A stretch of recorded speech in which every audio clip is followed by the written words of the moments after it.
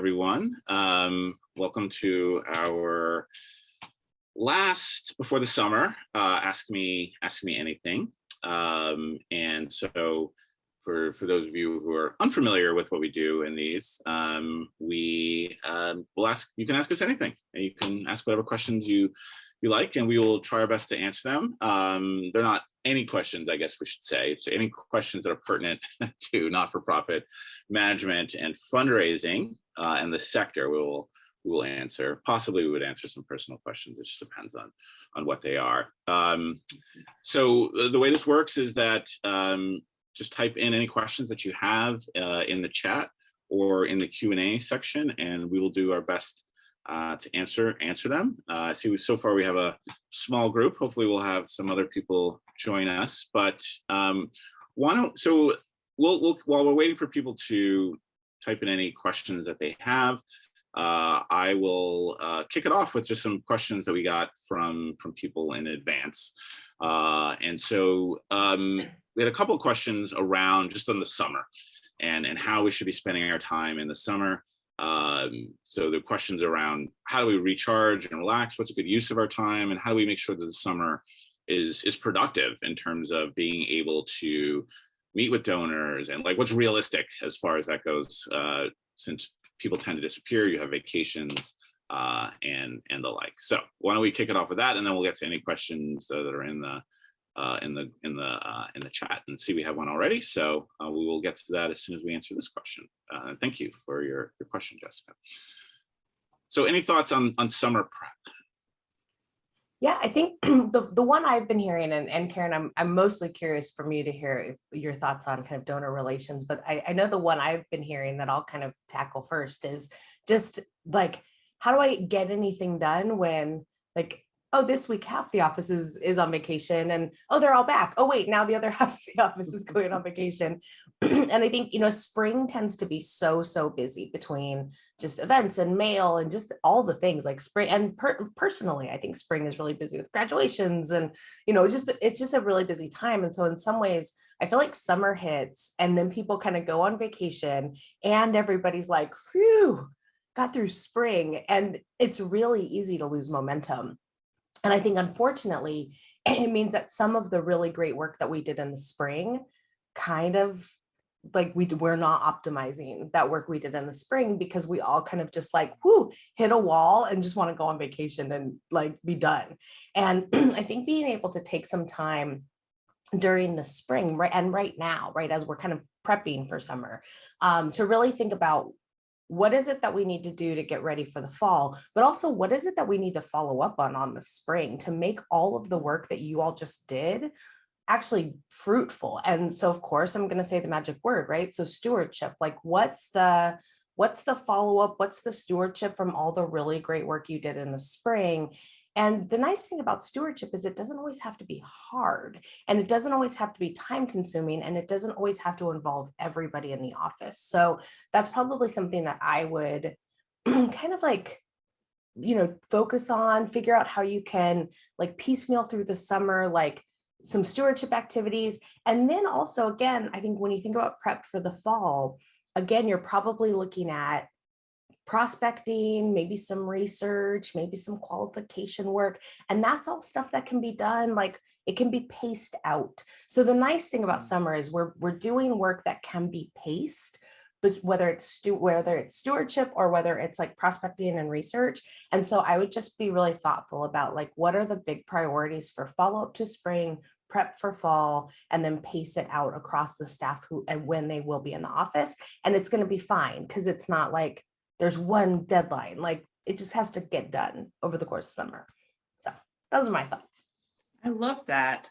I would add, I love the pacing because as we know, and that was part of the question that the person asked was, and how do I also recharge? How am I going to do this work and start the fall feeling better and feeling, energized? And so the pacing is one answer. I really like the pacing. And even with the donor contact, that donor relations part, setting up you just need to find out. And what a great reason to call and be in touch with those critical few. Oh, what are their plans for the summer?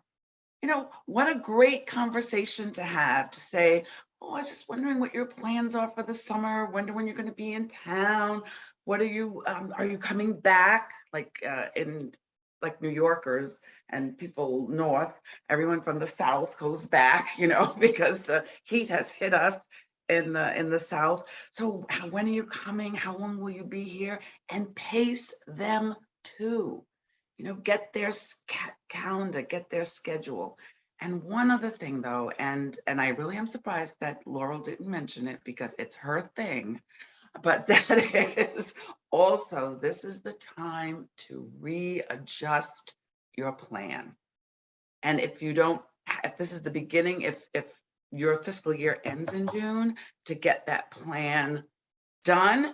And if this is the middle of your year, to take time pacing it out, but making sure that that plan is in great shape for hitting the fall. Right. Thanks, guys. Well, we do have a bunch of other questions in the Q&A. So I think those are good answers. I think I'll leave it at that for that question. And so Jessica asked, historically, how have recessions impacted giving? And I think it's an interesting one. And I'm casting my mind back, so you guys correct me if I'm wrong. I mean, I think except for the Great Recession, I think giving generally still goes up even in recessions, at least in terms of real dollars. Adjusted, I think maybe the Great Recession, I think it went down a little bit. It may have gone down a little bit in the pandemic. I don't remember exactly, but overall, overall, it's not a thing that it has a huge impact on giving as a trend overall in this country. It may have an impact on you as an organization, depending on how you've set yourself up, how diverse your donor base is, and your funding streams are, how good your stewardship has been. I mean, for me, I think the thing I've noticed the most is that organizations that have done good stewardship and continue to do good stewardship, even in crises of whatever kind, tend to do well and maybe even increase their giving in those situations, because people are very cognizant of the needs, and they really stick with the organizations that that they're aware of and understand the impact they're having and that feel loyalty to. Whereas organizations that don't do that as well, that don't communicate impact as well, is not in touch with their donors, not doing as good a job in stewardship, tend to risk being impacted by adverse conditions more so than other organizations. I think you, Karen, told me years ago, it's much more about your individual economy than the overall economy, and that's the thing to be worried about. So always good to know trends, but to understand that you have some agency when it comes to adverse economic conditions. What would you guys add? Yeah, I would add that, and we saw it in 9/11, we saw it during the Great Recession, we saw it during the pandemic, and that is, if we didn't think, oh, I better not bother people because this is such an upsetting time, and instead, let me find out how they're doing. How are you? Mm-hmm. But if you don't have that kind of relationship, as Bob said, then it's not going to work for you. So get ready for the next crisis now. We might go into a recession. All of this inflation, they're talking about possible recession. This is the time. Be recession proof, be crisis proof, by being in touch with your donors and knowing them and doing the stewardship that Bob and Laurel talked about. Yeah, and knowing who you are to them. Because I think one of the biggest data points, I remember Karen shared this with me after the Great Recession. And I remember that Karen, there was a session, you talked about the fact that after the recession, what people realized is there was an assumption that if I gave to 10 organizations, that if I had less to give, I'd just give everybody less. But what in fact happened was they just cut like half of the people off, right? They continued to give their top 3 to 5 the same gift or even more than they had given before, because to Bob's point, they knew how much they needed it, and they were so close to the mission and the vision, they knew how much they needed it, but the bottom 5 just got cut off. That's where the savings came from, right? And so, again, I think to Karen's point, know your donors, know, Bob and Karen, like, do the stewardship, know your donors, and don't just know them, but know where you stand with them. So, are you in their top 3 to 5 philanthropic priorities? And that, knowing that for your top donors is going to be potentially a huge thing to understand. And if you're not, if you're like number 6, whew, now you've got a goal, right? Like, now you've got something to work for, to say like, all right, how do I crack that top 5, right? So I think that's something, just again, to Karen's point, like, you've got this is the time right now for your, let's say, top 30 donors, right? Where are you on their philanthropic giving priority list? How can you move up that list? Yeah, exactly. I'd say in general too, like, when times are good, like they still are at the moment, they're not great, but economically they're okay, is always, I think, a great time to do strategic things. I think we often forget to do those strategic things until the crisis is upon us. And so, to both of your points, not just for the economy, but just thinking in general, like, what do I need to do that's strategic, that's going to make me more sustainable in the future? It's much better to do it now when it doesn't feel important than it is later when it will be important, but there won't be lots that you can do about it. So that's a hard thing, I think, for people. And as a species, we're not great at that. You look at all kinds of issues that we're dealing with today. I think we see that that's unfortunately true. Okay. Oh, we have and another question. one more thing, Bob, I would Sure. just say, and don't forget to continue to focus on messaging assets, not needs. Because I think the first thing people start doing when recession hits, I'm already seeing it. I'm already seeing a lot more direct mail, a lot more just stuff about like, we're going to close our doors. And like, that's just like, you've still got to focus on the needs that you're meeting, the assets that you're bringing to the community, the impact that you're having. That still has to be the message. It can't suddenly shift to this like, oh my gosh, if we don't get a donation, we're just not going to make it. Like, that kind of messaging is just not going to be the thing that's going to make people want to give you big investments. Yeah, and it's very damaging too. Like, you can go to that well once, and the legacy of that is a long one, unfortunately, in a negative way. Okay, we have an anonymous attendee. Hello, anonymous attendee. I guess we work together at CCR. I can't see your name, so maybe you can type it in the chat so I can say hello. But anonymous attendee asks, what are the best practices when the head of development is transitioning out of their role? It's a good question. So best practice for the person who's transitioning, the best practice for the person. I assume for the organization as this person transitions out. That's how I'm interpreting it.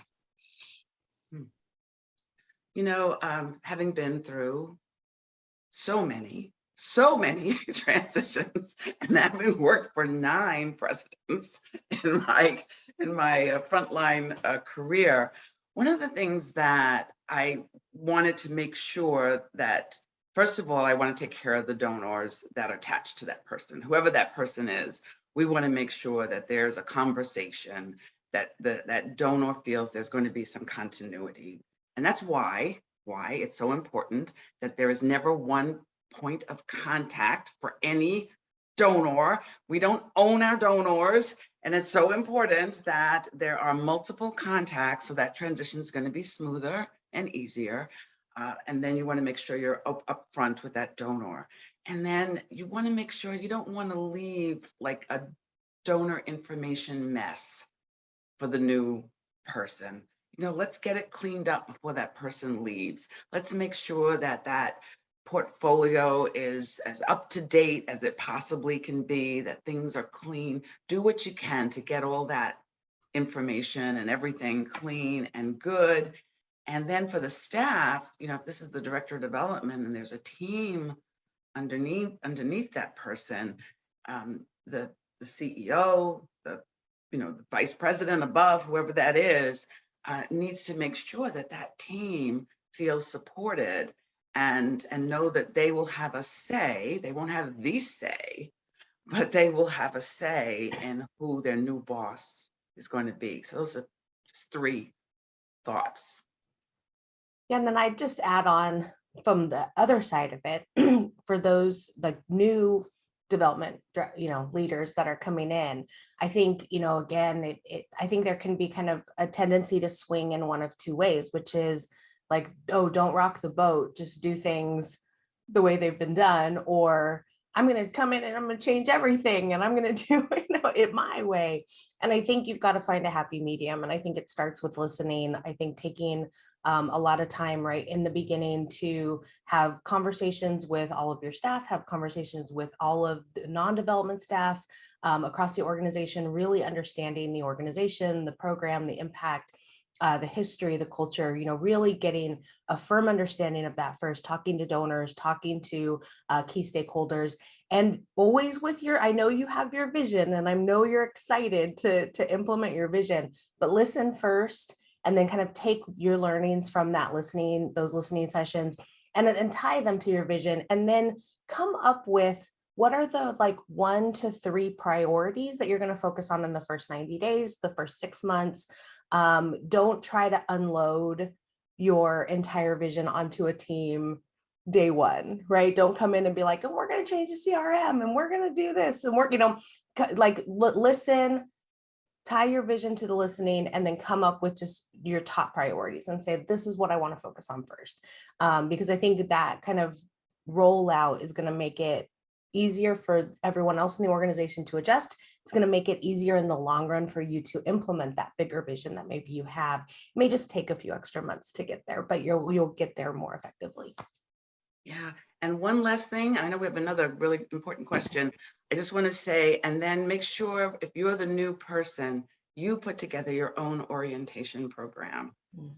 If it happens that the organization has a great one and it's multi-month and comprehensive and beautiful, great. But chances are that's not the case. And you want to make sure, who do I need to meet? Who do I need to travel with? Who do I need to, who are the biggest influencers? How am I going to meet the right board members? You put that phased in orientation program and sit with your boss and say, here's what I'm thinking. What do you think? And how do we take that initiative? I think that's great advice and really important advice. So I would really underscore that, because you're right, Karen. Most of the time, there isn't a great orientation process, or it's very HR oriented, right? Like it's very much oriented towards fill out your paperwork, get your W-9 worked out, all of those things that are going to, they're important, get on payroll, all that, on insurance, all that stuff that's really important, but that's not necessarily specific to your job. And most likely your boss hasn't thought through all the things that, are going to make you successful in your job, and you have that time, that grace period usually in those first few months to really to make to orient yourself and get things done. And so you want to make the most of that time, and not passively wait for your boss or whomever to kind of come to you. So I think that's really good advice. All right, so we have a complex question. I'm going to kind of distill what's happening here. So we have a question for someone who's on a not-for-profit board, and essentially during a board call, one of their fellow members swore at them, and then signed off the call. Yes, not okay. And so essentially that doesn't sound like there's been a lot of accountability for it since then, that no one has said anything. Sounds like there's no set procedures or policies in place, or if there are, they're not being implemented. So so what I think this touches on a lot of things, right? And lots of things you and I certainly have been talking about lately, Laurel. There's some individual how do I handle it kind of questions here. I think there's some sort of policy questions in terms of the organization. So well, I'll start with you, Laurel. I know you have some thoughts about this. Yeah. Oh, this is a spicy one, especially because it's like board member to board member. I think in some ways, if this was kind of staff member to board member, we'd actually have a little more recourse, right? Like we'd have a little more kind of, because it would start to fall into like HR policies, right?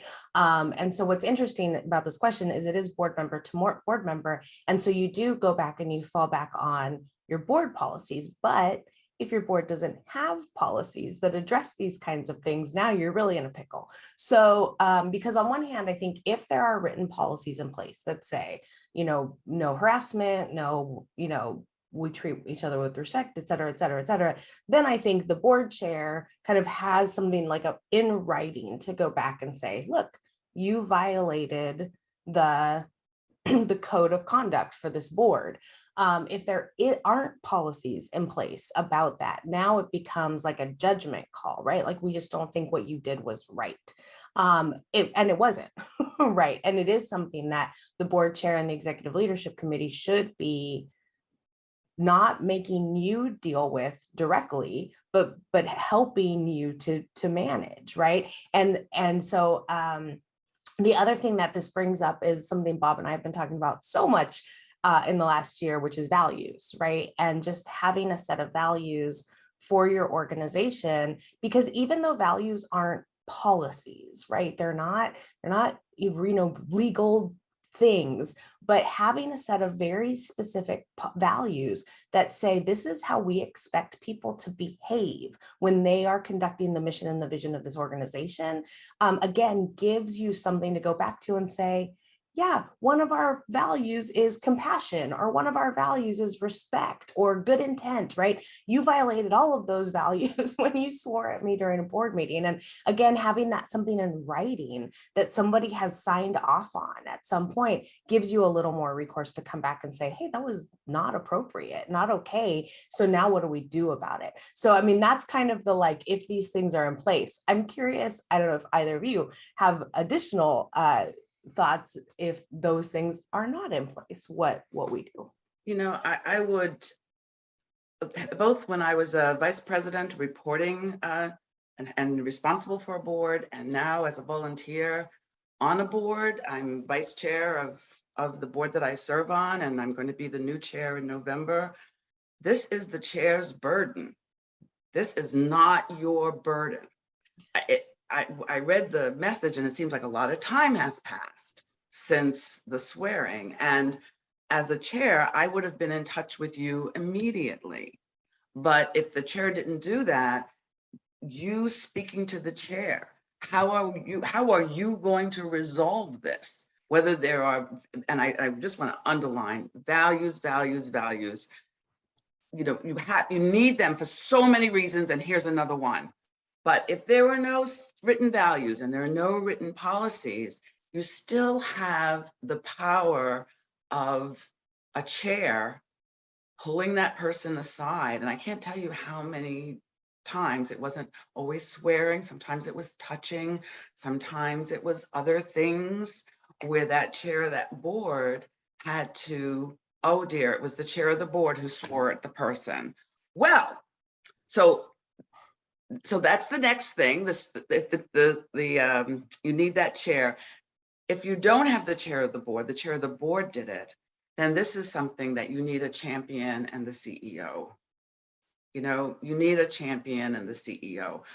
We had a incident where this board member was misbehaving, and the board member was the chair, and it was public, like your incident. And I went to, and I was the victim. I wasn't a board member, I was a staff member, but I went to the person on the board that had the best relationship with this person, and I had a good relationship with. And I said, I need you to help me. I need you to help me fix this, because this isn't okay. And if you don't feel comfortable speaking up alone, then it's important that you have a champion who has the courage to speak up with you. Is there a vice chair? Is there a head of governance? The governance committee is another place to turn to. I don't know, Bob or Laurel, if you have anything, if it's the chair. I mean, it sounds like there's there was also a co-chair. So maybe going to the co-chair, it sounds like there's a C4 chair for the C4 board. It's a different board, but I assume you guys are sort of working together in some manner. So those are two options. But yeah, my first thought was your first thought, Laurel, is that, you know, my overall sense is like the board culture is maybe not, you know, good for this kind of interaction, is not set up and is maybe not taking that into account. And so having policies, I think, is really a really important thing. I mean, it's something that has come up in my own volunteer life and in an organization that did have the policies in place. When something happened, it was adjudicated. It didn't disrupt the organization. I think the people who were involved felt heard, at least. You know, I don't know how they will or ultimately feel about you know, how it was adjudicated, but at least there's a way of adjudication, and that strikes me as being really, really important, and just creating a culture that is inclusive and where people, you know, this is an extreme example, but there can be other ways that people feel unheard or violated in some way that doesn't rise to the level of some of the things we've talked about here, harassment or you know, inappropriate behavior that just creates a toxic atmosphere just through other means. And having those values, like you said, but also having like the clear policies around this. And in this case, we have a body that is there to do adjudication and handle it, and you know, the rest of the board is sort of left out of it, and we sort of assume that things get adjudicated well, and the organization is able to carry on. So you know, I think these are all good things. But to your point, Laurel, like if the policies aren't there and like the framework isn't there, then it's a judgment call, and then different people are gonna judge it in different ways. And the person said that the questioner said that in all the other chairs, nobody did anything. You know, it's a volunteer job.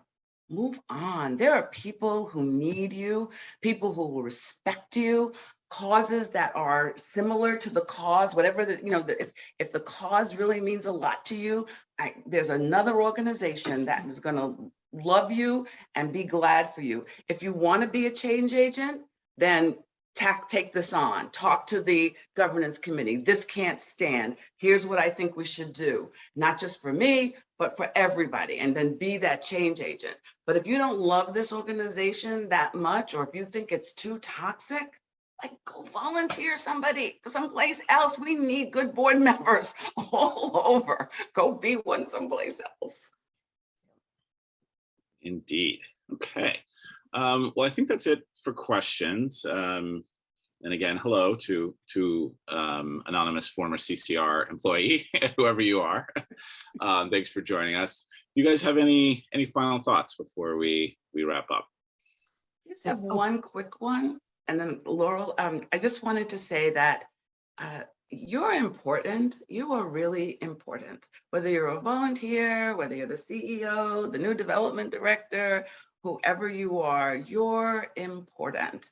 And you don't need to put up with bad behavior.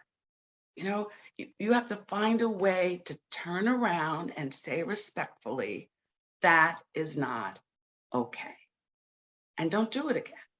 Don't do it again, you know, and don't be afraid that you're going to lose your job, or, you know, you've got to stand up for yourself. And as long as you do it respectfully, you know, so you're important. You're enough. Okay, thank you. 100%. Did you want to add something? No, just have a great summer. We won't be here in July and August on First Fridays, but we are always here if you just want to reach out to us directly at theosborngroup.com. And we're, hope you have a great, productive, wonderful, relaxing summer. And if you need anything, let us know. Indeed. See you in September. All right. Thanks, everyone.